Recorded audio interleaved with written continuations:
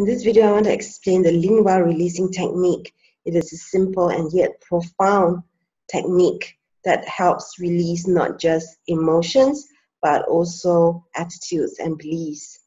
And it's a little bit different from the other emotional releasing techniques that I teach, where you let go of physical emotions that are locked in your body.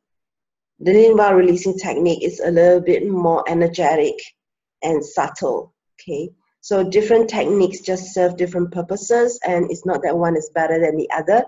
We do different things at different times, and they work for different people on different days. And so you want to learn as many as you can, be open, experiment, and there is a time and place for everything. What we want to do is want to get familiar with them so that they all go into this toolbox that we have, and we get to choose, just like the hand job, blow job techniques that I teach. So I'm Martha. I'm a clinical sexologist with a doctorate in human sexuality, and I'm from Eros coaching. A lot of my work is spent helping people and teaching them all about pleasure and accessing all these orgasmic potential that we all have as human beings. However, I felt for a long time that it was really hard to get through to some clients because they just were locked up in story and so much negativity that it was really difficult to get through to them. And so I cannot talk about pleasure without talking about the releasing of pain. And that's the reason why I'm so passionate about imparting what I know about letting go of negative emotions. So without further ado, let me explain more about Lindwall releasing. To better explain Lindwall releasing, I need to explain more about affirmations. Affirmations are statements that are in the present tense. They're always positive, and we don't have to believe in them. That's right, you don't have to believe in them.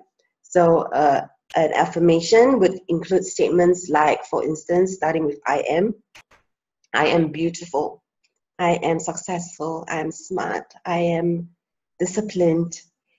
And in order to trick the mind, to do a little mind hack, you might want to change it into a process instead so that it can sink into your being better, such as every day in every way, I am more and more beautiful.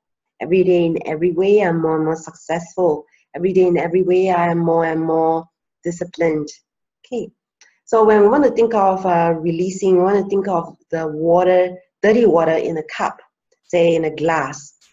And if it's half filled with dirty water, you put in clean water, for instance, affirmations, it just becomes diluted. And what is really more effective if you just empty that glass of dirty water and then put in clean water. So that's what releasing does. You let go and then you take in. You let go and take in. And it's very much the same kind of thinking when it comes to the seasons of the year, spring, summer, fall, winter. There's a time and place for everything. Things come and things go.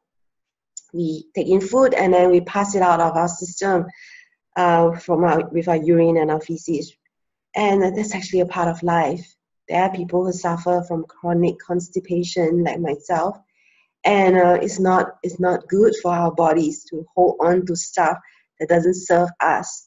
And so I've had to do a lot of work and learning about nutrition and diet and realizing that I'm gluten intolerant. So anyway, coming back to releasing, I'm going to invite you to do this with me, and it may or may not apply to you, but I just want you to feel into this practice.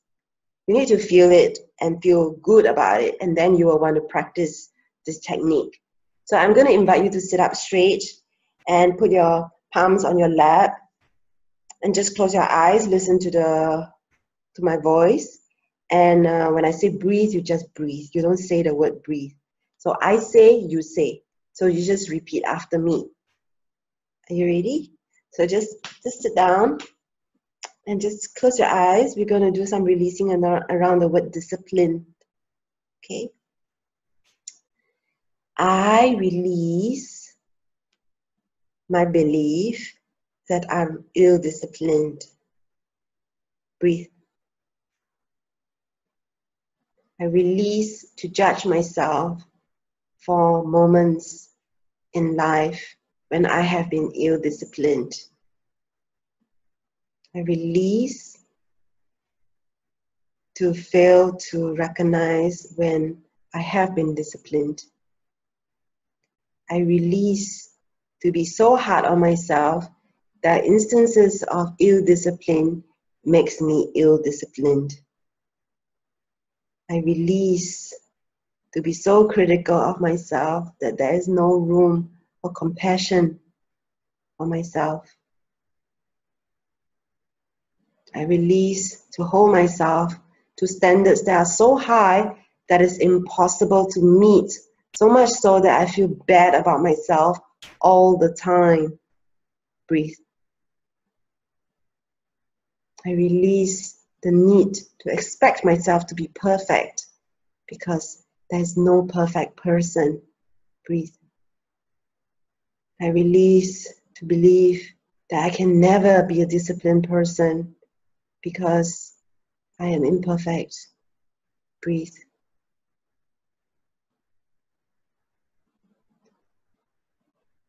And now you're going to do some affirmations around this. I call forth my power that I have unconsciously let go to governments, to religion, to my culture, to my society, to my country, to my parents. Breathe. I take back my power that I have unconsciously given away right now. I choose to see myself anew as somebody who has discipline. Breathe. Who has courage, strength, resilience, and vulnerability. Breathe. Great. So just open your eyes now and just continue to breathe deeply as I continue to speak. I just did a little demo of what releasing and affirmations can feel like for you, just to give you a flavor. And some of the statements that I said probably resonated with you more than others, and it's fine. We're all different. Some past memories might come up. Some emotions might come up. Sometimes when I support somebody in doing releasing, they might start crying. And that's okay, because we don't need to hold on to things that are negative. Some people stop laughing because they feel so good. Some people laugh because it's so true, but it's so ridiculous. And there's a freedom in acknowledging that we are all imperfect and that we are really very critical of ourselves. Okay, so what happens with, say, for instance, discipline is that I didn't go straight just for discipline. That's the most obvious. I went around this issue of discipline. We are all creative people and we can come up with statements for ourselves. And it's a lot more powerful when you actually repeat back so that your brain can hear it. With releasing, you are going after the pain. So first of all, you need to have that self-awareness to know where are you hurting and what is it that's stopping you from moving forward. What seems obvious may not seem obvious. So you need to be deeply relaxed when you go into releasing. It's very useful if you explain your issue to a friend and then this friend supports you in doing releasing. And of course, your friend might get it wrong and so on and so forth. And just know that in releasing, just like the empty cup, if it's not there, if it's not an issue that disturbs you, it's not going to resonate with you, but it's not going to cause you any harm to just say it anyway. Just follow along with your friend. And I find that releasing works very well when we go into deeper issues that are further along in our past. So for instance, if we talk about releasing things that happen in a day, that's kind of still very much mental level. And as we start releasing deeper topics, for instance, your childhood trauma, abuse, or neglect that you've experienced, those deeper issues probably cause the other issues that even happened in your later years. because we have all these wounding that we absorbed, especially in the first 7 years of our lives. This is when we are so open and susceptible, because we are like little sponges absorbing everything. There is no filter. And so these experiences that we have can cause deep wounding. And those memories, when you heal those emotions around it, it results in a lot more levels of freedom if you compare. I know there's no comparing, but I'm just saying that they can actually have long-lasting impact. It's just like a domino kind of thing.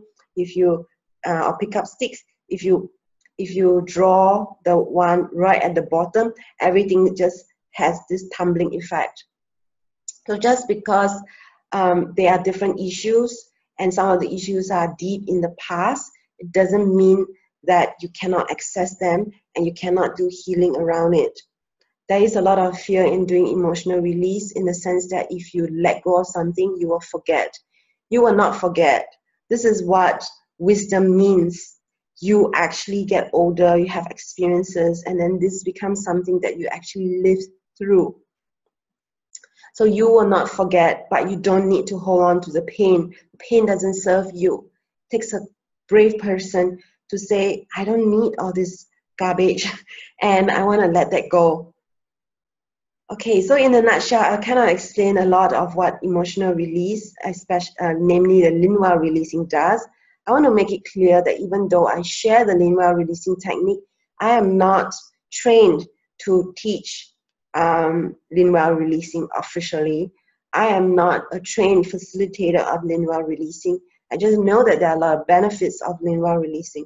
I feel that it's so important, it's so powerful, so simple a technique that I feel most people will be able to still benefit even from that superficial level of what I have to share.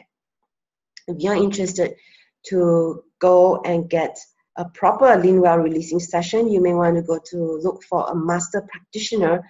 And I know my friends Heiko and Selena, they are master practitioners of Lindwall releasing, and there are probably other Lindwall releasing practitioners who are certified. And so I just do what I can, and it's helped me so much that I feel that I just want to share. I want to make it clear that I'm sharing, and I don't know everything about Lindwall releasing. I feel that anybody can just start doing it. So Lindwall releasing doesn't extend to just emotions. It can be also thoughts, beliefs, and even physical pain. Yes, even physical pain. So for instance, you hit your knee against a table, and the moment you hit your knee, you might go, I release the pain in my knee. Breathe. It's as simple as that. I release to believe my knee is going to bruise. Breathe. And that's it. You can do some release around it. So what has happened is I know of people, a very close friend of mine, in fact, who actually said that once he knew about the Lindwall releasing technique, he started doing so much of it that it became automatic. That every single thing that he experienced in his life, he just immediately went into the releasing, and his life was a lot more easy from it. And it's true, if you think about it.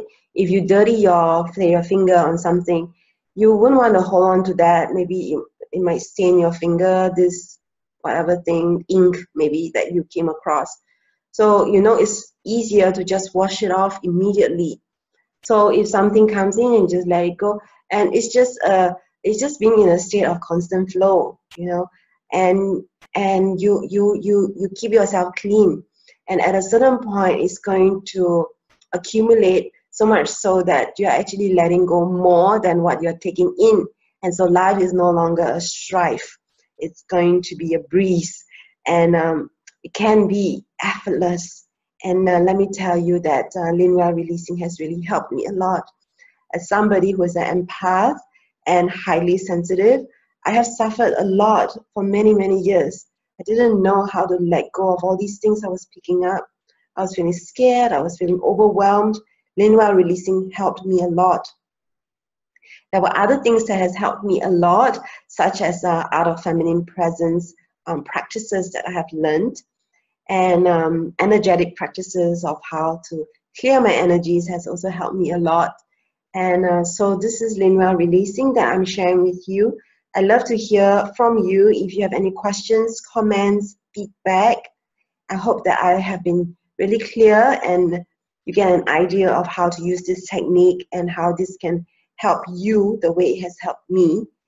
And I hope you continue in your journey of self-healing and responsibility. And so I have many other videos and techniques that I hope you will find useful. And I love to hear from you. So this is Martha of Eros Coaching, and I wish you well.